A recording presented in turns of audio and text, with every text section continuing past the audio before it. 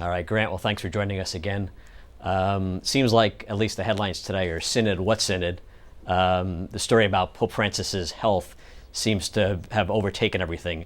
Certainly here in the U.S. Anyway, what are you hearing over there?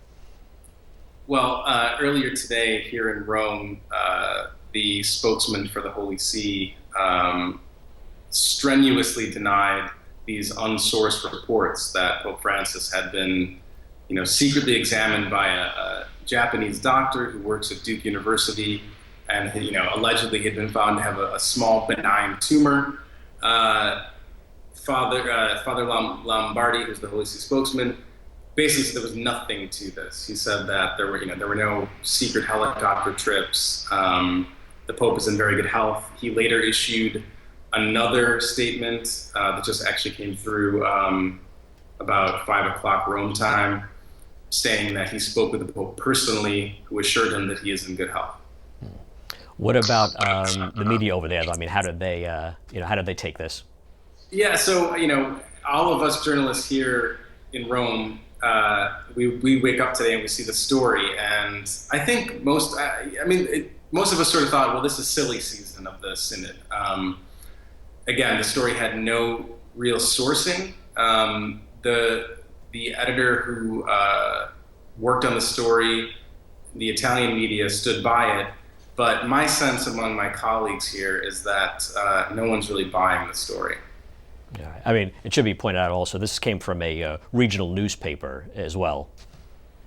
Well, moving on to the business of the synod, we know that, in fact, the bishops did not actually meet today, but there was a press briefing, and a few interesting things out of the press briefing.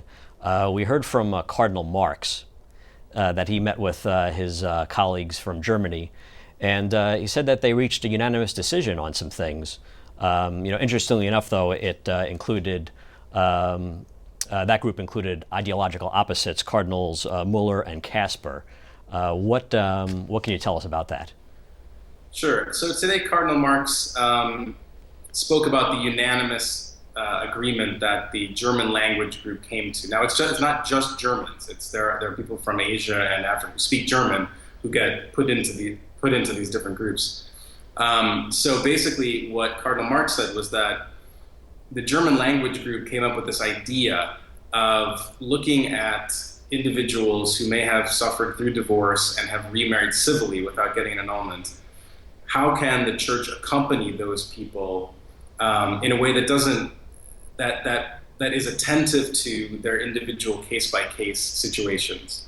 I haven't read through the translation of the German. I don't read German, pathetically, but what my sense was that it's fascinating that Cardinal Muller, who's the prefect of the Congregation for the Doctrine of the Faith, sort of the doctrinal watchdog, and Cardinal Casper, who has been pushing for the church to find a way to allow those Catholics who have divorced and remarried without annulment to receive communion, that they've been able to agree on, at least in the abstract, that there might be some cases in which accompanying these people, the church could help them reconcile in a way that allows them to, in some way, maintain their new relationship. And that was a fascinating development today. Now, was there any specifics shared in terms of those agreements?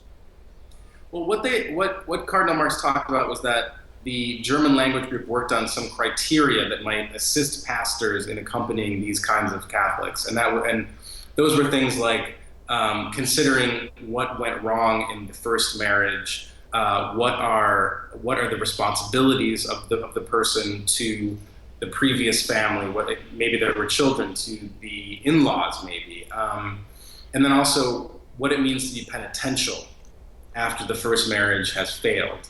But again, this is a consensus document, so there's a good bit of abstraction in there.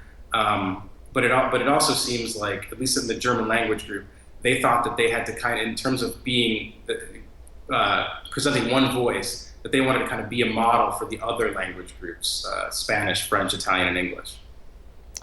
Now, moving on from the German language, the German-speaking bishops to English-speaking bishops, actually, and specifically Americans. We've been hearing a lot of different voices coming out of the meetings. Cardinal Dolan, Archbishop Kurtz, saying all sorts of different things, Archbishop Chaput, Cardinal Wuerl. Do you get any general sense of a message coming out of the American cardinals and the American bishops? Yeah, so what's funny about the English language groups is that they, at least as far as I can tell, have the most diverse voices. So you've got Americans, Africans, Europeans, Canadians, bishops, synod participants from the Americas, Australians, people from New Zealand. So it's this incredibly, I think maybe the most diverse group of all of the language groups. The Americans themselves, I think, publicly you've seen Archbishop Kurtz kind of take a more moderate line.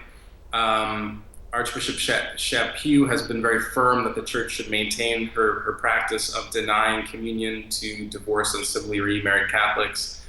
Cardinal Wuerl has taken a different kind of tack, and he's been, in recent interviews, very keen on defending the process of the synod, which emphasizes small group conversations over large group conversations, something that the Pope came out on the second day of the synod and defended as something that he endorsed. But as far as just reading over these small group interventions, it's been clear to me, at least, that the English language groups are very hard to summarize. In one of the groups, whose sort of secretary was Chaput, you see, instead of trying to kind of summarize the group dynamic, what Archbishop Chaput did was he kind of said, this is, one bishop said this, one bishop said that.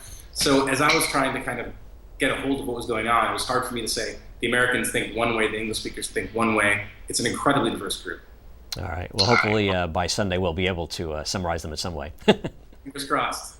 All right. Grant, thanks for joining us. Thank you, Chris.